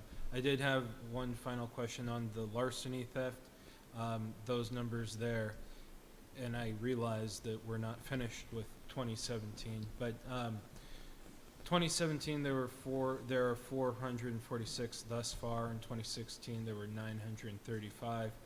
2015 702. I just want to make sure that when we're looking at numbers like that, are we talking about the same kind of theft, or have the definitions changed with the new proposition definitions? No, the reporting requirements remain the same from year to year, so we are recording the same crime statistics to the FBI. Okay, all right, thank you very much. Yeah, I think the only thing that would change is the charge level, whether it's a felony or misdemeanor. Okay. That's Correct, the only thing yeah, that but- changed, but yes. theft is, and just to go back to the burglary, a lot of, some of the thefts that occur from stores like Target, some of them are classified as larceny and some are classified as a burglary. It all just depends on what elements you can establish at the time that you contact the person. Am I loud enough? Actually, the correct legal definition of a burglary is a breaking and entering of a dwelling or facility with the intent to steal or to commit theft. You can, if there's not a breaking and entering, and you go into a Target and take something, that's a theft. So it's- Unless you go in with the intent to take something and the present ability to purchase that. Exactly, and that's why it's a specific intent crime. Right. There has to be a specific intent to commit the crime after the breaking and entering. Right, and that's just trying to point out the difference, but why somebody might be charged with a burglary when they steal from Target versus somebody who isn't charged with a burglary and they're just charged with the petty theft. Mayor Tesseri, if it would please the council, we could attempt with some of the real estate that's on the bottom of this page to put in some basic definitions, work with Captain Hedge to put in some basic definitions on some of these items. Okay, and I had one other point. I would say that that's not needed. I don't think we need to go through that. I think if people want to, they can Google it. This is going to be provided on the website. They can Google it. I think that just adds additional work as well as possibly additional liability for us defining what certain crimes are. I don't think it's needed. And just one other point I was going to bring up was expect those numbers to climb much more precipitously. Prop 57 is having a definite impact. It's having not an impact in California where it passed, it's having it nationwide. There are actually gangs of hoodlums coming from as far as South Carolina that are coming to California for a theft vacation. Mm-hmm. And when they're arrested here, they will tell the police, oh, all I know, I don't have, as long as I steal anything that's not worth $950 or more, I'm just going to get a ticket and I can go back home. So they're coming out here just to steal things. So just one example. There's been several. I've talked to many detectives that have dealt with these and cops on the beat, and it's the same thing over and over again. They're coming from multiple states to steal in California where the getting's good. Which I think all this underscores our need for additional service hours, in my opinion. Yeah, and a new proposition.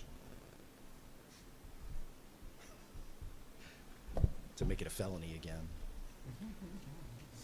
I would echo the sentiments of my colleagues. Thank you for this information. I think it's been long awaited, and look forward to getting regular updates. So thank you. Are we making a motion on this, or is this just a receive and file? This is a motion to receive and file, Mr. Mayor.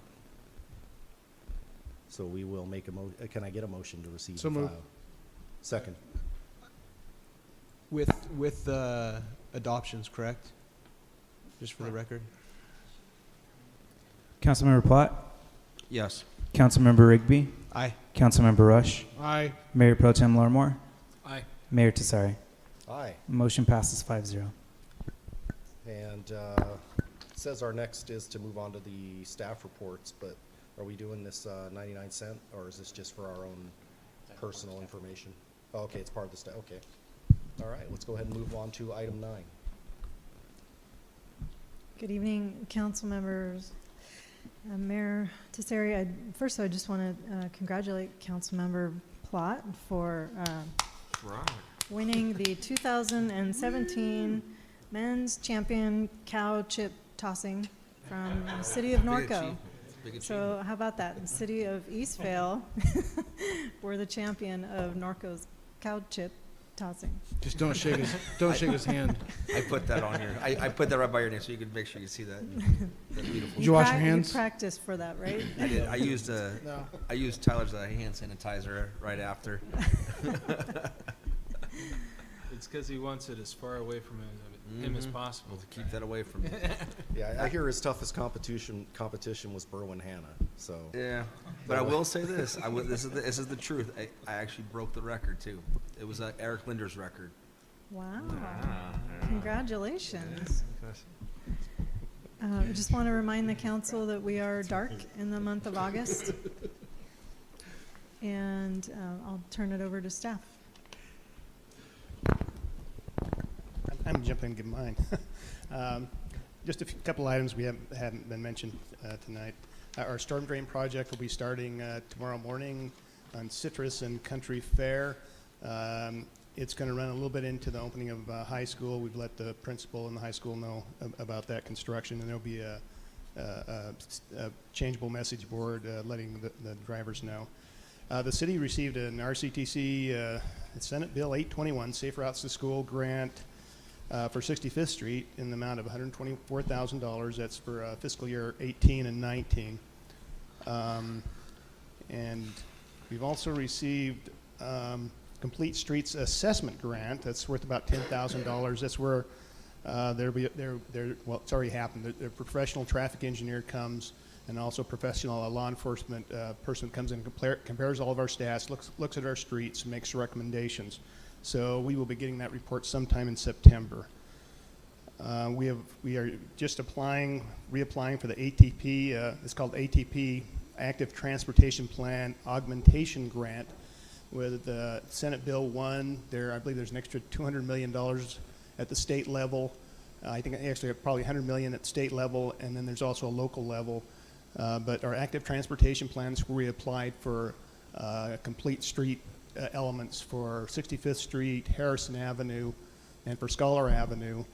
And this allows, and since we've already applied and we didn't get the grant the first time, it allows us to reapply, and we'll see how we do.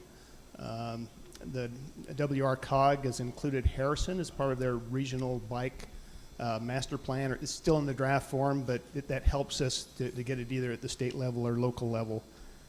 And also, we're getting ready to go out to bid for the residential slurry project. That's a large project that we'll be bidding during the month of August, and that'll be awarded in September. That's all that I have. thank you, sir. Good evening, Council. A few updates for you on the public information side. Wanted to make you aware that there's a few new web pages on the city's website for yourself and the public, so if you get questions, hopefully this will help deter some questions. The first page that was created was an emergency management web page that includes the different phases of emergency management, preparedness, mitigation, response, and recovery should go live next week. Within those websites, we've got CERT class updates, which we'll be having a class October 13th through 15th. We also have our emergency operations plan on there, our draft local hazard mitigation plan on there, and we'll be revealing our recovery efforts that we're hoping to get reimbursed from FEMA for the January storms. We're working through that process right now.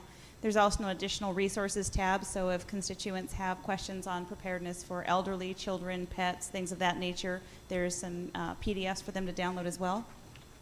At the request of Public Safety Commissioner Chair DaCosta, he requested that we perhaps entertain the idea to include some crisis resources on our webpage in light of suicide prevention, mental health awareness, things of that nature. So that webpage was also created under the crime prevention and safety webpage. It's a subpage in and of itself with links to those kinds of resources for the community or anyone that may be on our website. We also have a new public information / community resources tab that shows all the different ways that the community can get connected, e-notification, the app on your phone, all the social media outlets, everything is on there in addition to contact information to the Sheriff's Department, Media Information Bureau, CAL FIRE, Riverside County Fires, Public Affairs Bureau, Corona-Norco Unified School District, and JCSD as well. It's pretty comprehensive. We've also completed an AB 341 organics recycling webpage as well that has literature from both Burtech and Waste Management on there. And we also updated the Eastville City's contact list. That's also in your, I think in your packet, Stephen put in your packets, and also available on our PIO webpage.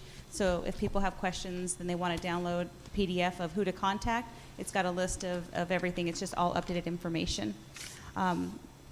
I'm thinking tomorrow we might be going live pending Michelle's approval, if not next week. We're also building, under the What's New tab, 2 different web pages for the I-15 express lanes and also for the Riverside County Transportation Efficiency Corridor.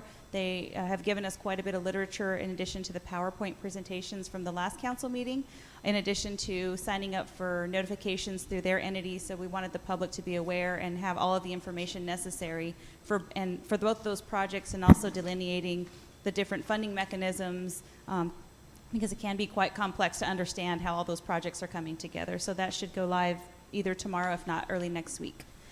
Wanted to remind the council of a few dates, and the public as well. September 22nd is Eastville Day at the LA County Fair. We did receive some applicants, or some nominations, I should say, for the Community Hero. A Community Hero was selected, and that person will be notified, I'm told, by the LA County Fair within the next week. So we'll be in the planning and preparedness phases of planning our float and our how to make Eastville Day the best day like it was last year, from what I'm told. 2 other things. On August 8th, we have 2 events, or actually the city has 2 events. National Night Out will be from 6 p.m. to 8 p.m. It's hosted by the City of Jurupa Valley. They have extended an invitation for us to have a booth, and we'll be there. Staff will be there, and hopefully council members will be there as well. There's also a quarterly town hall meeting, which you know is not a city-sponsored event, but it is also occurring the same evening from 6:30 to 8:30 p.m. So per the city manager's direction, we're going to be splitting staff and time to make sure that we have adequate staffing at both events and Eastville representation. And if there are no questions, I think Eric has something to share as well.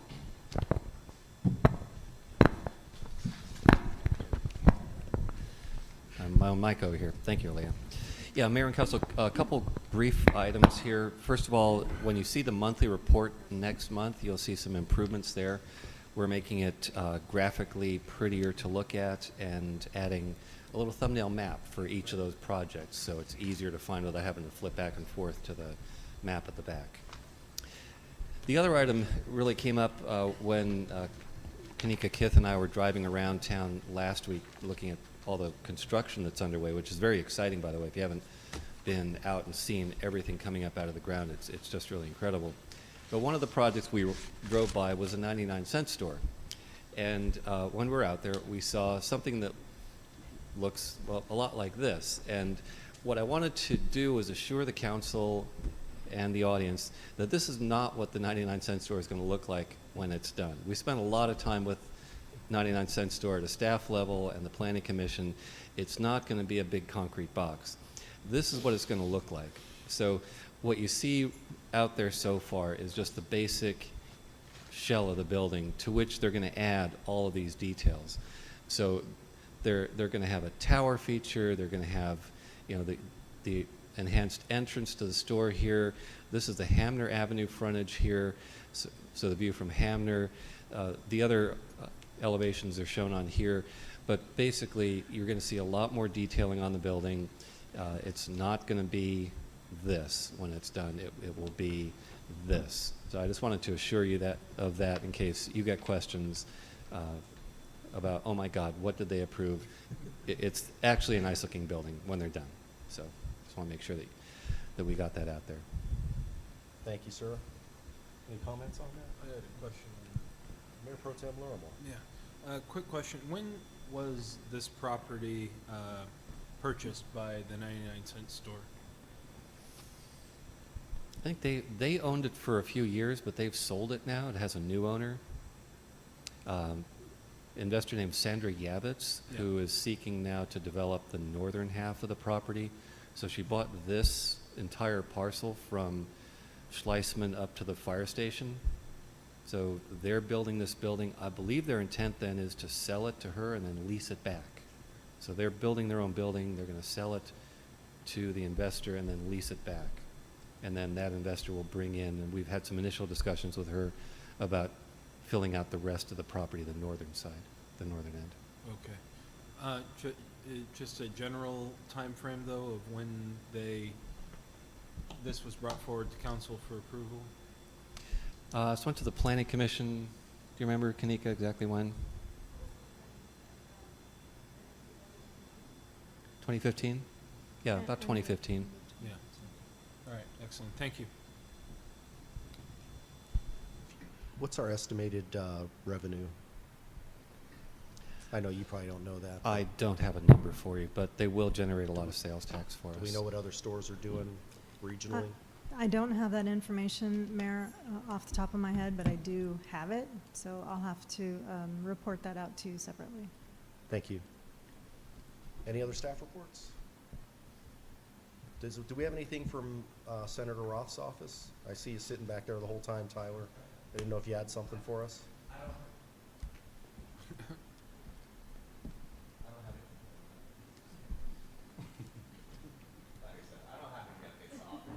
All right. If you guys have any questions, I'm happy to answer.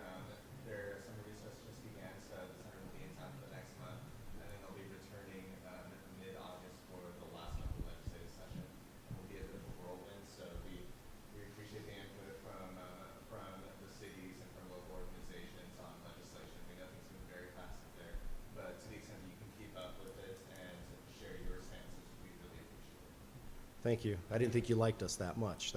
But you came here just to be with us. Thank you. Yeah. We'll move on to council communications. Councilman Plott. Yeah, I'd like to thank, kind of bummed here to have to mention this because she's done such a great job, but I'd like to thank Hope Siebert, who is going to be moving to Austin, Texas.